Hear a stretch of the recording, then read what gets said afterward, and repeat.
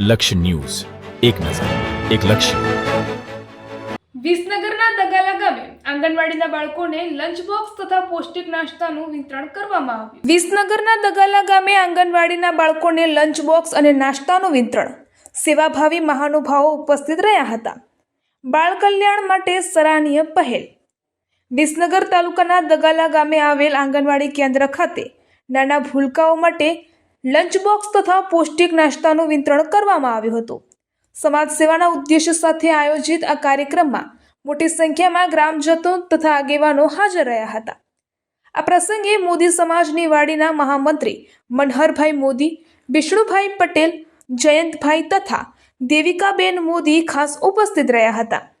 આ ઉપરાંત દિવ્યાંગ સેવા વિકાસ ટ્રસ્ટના ગુજરાત પ્રદેશ પ્રમુખ ભરતભાઈ મોદી પણ આ કાર્યક્રમમાં હાજર રહી બાળકોને આશીર્વાદ આપ્યા હતા.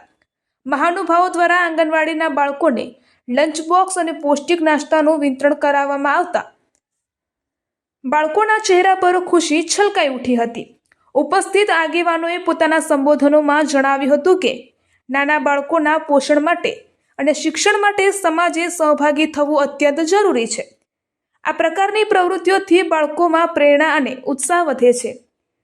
કાર્યક્રમ દરમિયાન આંગણવાડીની બહેનો દ્વારા મહાનુભાવોનો આભાર વ્યક્ત કરવામાં આવ્યો હતો અને તેમણે જણાવ્યું હતું કે આવા સહયોગથી બાળકોને ગુણવત્તાસભર પોષણ અને શિક્ષણ આપવા વધુ પ્રેરણા મળે છે.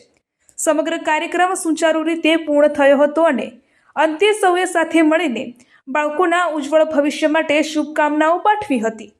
રિપોર્ટર દિલીપસિંહ જાડેજા, પાટણ.